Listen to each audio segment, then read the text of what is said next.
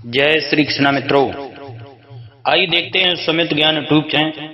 स्वागत है सभी दर्शकों का हमारे सुमित ज्ञान यूट्यूब चैनल में। सभी दर्शकों से मेरी तरफ से जय श्री कृष्णा, जय जय श्री सीताराम। मित्रों, आज मैं आप लोगों के समक्ष में ये बताने के लिए जा रहा हूं बाबा देव ऋषि नारद की समस्या। कहते हैं एक बार देव ऋषि नारद अपने पिता ब्रह्मा जी के सामने नारायण नारायण का जप करते हुए उपस्थित हुए और पूज्य पिताजी को दंडवत प्रणाम किया। नारद जी को सामने देख ब्रह्मा जी ने पूछा। देवर्षि नारद को अपने सामने जब भगवान ब्रह्मा ने देखा तो ब्रह्मा जी ने कहा, नारद आज कैसे आना हुआ? तुम्हारा मुख के भाव कुछ कह रहे हैं, तुम्हारे मुख के भाव कुछ कह रहे हैं। कोई विशेष प्रयोजन है अथवा कोई नई समस्या है? बाबा देवर्षि नारद ने इतना सुना। देवर्षि नारद जी ने उत्तर देते हुए कहा, पिताजी। देवर्षि नारद बोले, पिताश्री ऐसा कोई विशेष प्रयोजन तो नहीं है। कई दिनों से एक प्रश्न मन में खटक रहा है। हमारे मन में कई दिनों से एक प्रश्न है। आज आपसे इसका उत्तर जानने के लिए उपस्थित हुआ हूं, इसका उत्तर समझने के लिए आपके पास आया हूं। ब्रह्मा जी बोले, बेटा क्या तुम्हारा प्रश्न है? बोलो। तो फिर विलंब क्यों है? मन की शंकाओं का समाधान शीघ्रता से कर लेना ही ठीक रहता है, इसलिए निसंकोच अपना प्रश्न पूछो। ब्रह्मा जी ने कहा।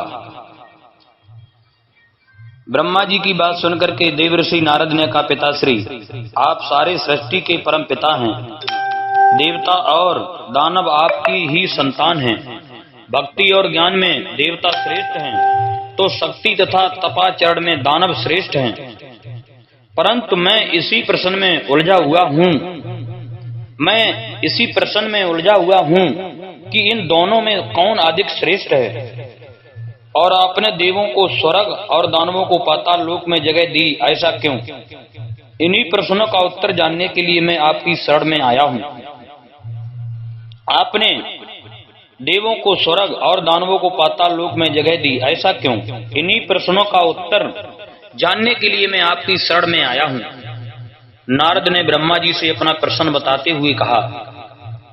नारद का प्रश्न सुन ब्रह्मदेव बोले, नारद इस प्रश्न का उत्तर देना तो कठिन है और इसका उत्तर मैं नहीं दे पाऊंगा, क्योंकि देव और दानव दोनों ही मेरे पुत्र हैं एवं अपने ही दो पुत्रों की तुलना अपने ही मुख से करना उचित नहीं होगा। लेकिन फिर भी तुम्हारे प्रश्न का उत्तर ढूंढने में मैं तुम्हारी सहायता कर सकता हूं। तुम आज ही देवों और दानवों दोनों को मेरी ओर से भोजन का निमंत्रण भेजो। कल ही हम उनके लिए भोज का आयोजन करेंगे और कल ही तुम्हें तुम्हारे प्रश्न कि देव क्यों स्वर्ग में हैं तथा दानव पाताल लोक में, उसका उत्तर भी मिल जाएगा। भगवान ब्रह्मा जी बाबा नारद से बोले हैं। मित्रों, देवर्षि नारद ने जब ये सुना है, नारद तत्काल ही असुरों और देवों को निमंत्रण दे आए। दूसरे दिन दानव ब्रह्मलोक में भोजन का आनंद लेने के लिए पहुंच गए और उन्होंने पहले पहुंचने के कारण भोजन की पहली शुरुआत खुद से करने के लिए ब्रह्मा जी से आग्रह किया। भोजन की थालियां परोसी गईं। दानव भोजन करने के लिए बैठे।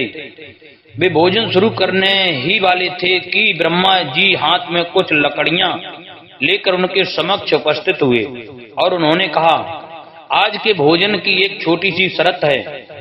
मैं यहाँ उपस्थित हर एक अतिथि के दोनों हाथों में इस प्रकार से लकड़ी बांधूंगा कि वो कोहनी से मुड़ नहीं पाए। वो ब्रह्मा जी ने कहा, आज के भोजन की एक छोटी सी शर्त है। मैं यहाँ उपस्थित हर एक अतिथि के दोनों हाथों में इस प्रकार से लकड़ी बांधूंगा कि वो कोहनी से मुड़ नहीं पाए और इसी स्थिति में सभी को भोजन करना होगा। कुछ देर बाद सभी असुरों के हाथों में लकड़ियां बंध चुकी थीं। अब असुरों ने खाना शुरू किया, पर ऐसी स्थिति में कोई कैसे खा सकता था? कोई असुर सीधे थाली में मुंह डालकर खाने का प्रयास करने लगा, तो कोई भोजन को हवा में उछालकर मुंह में डालने का प्रयत्न करने लगा। दानवों की ऐसी स्थिति देखकर नारद जी अपनी हंसी नहीं रोक पाए।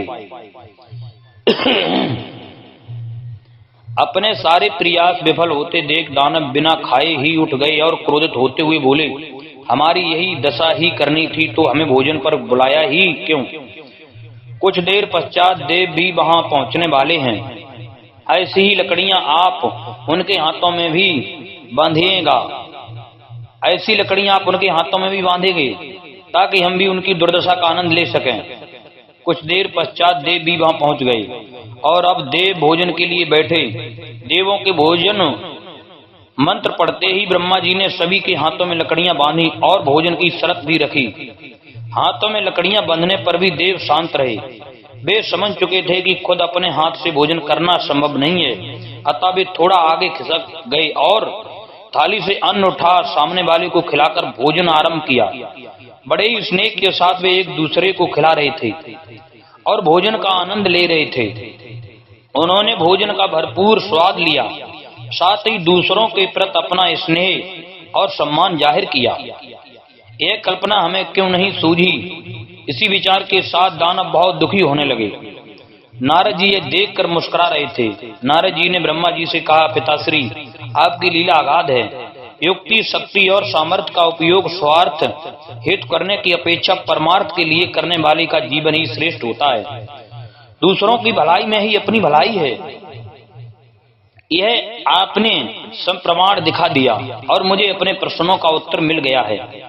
ब्रह्मा जी को सबने प्रणाम किया और वहां से विदा ली। मित्रों, हमें यह जीवन सिर्फ अपने ही स्वार्थ के लिए नहीं मिला है।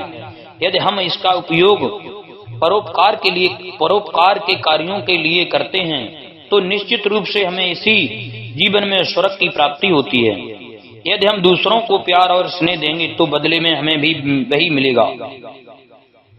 यदि हम दूसरे को प्यार और स्नेह देंगे तो बदले में हमें वही मिलेगा। यदि हम अपने सामर्थ्य के अनुसार हमारे समाज के लिए एक छोटा सा योगदान भी दे सकें तो यह अपने आप में एक बहुत बड़ी उपलब्धि के बराबर है। जय श्री कृष्ण मित्रों, जय जय श्री सीताराम। हमारे चैनल को सब्सक्राइब करें, लाइक करें और भी ज्ञानवर्धक वीडियो इसी प्रकार सुनते रहें, पाते रहें। जय श्री कृष्ण, जय जय श्री सीताराम।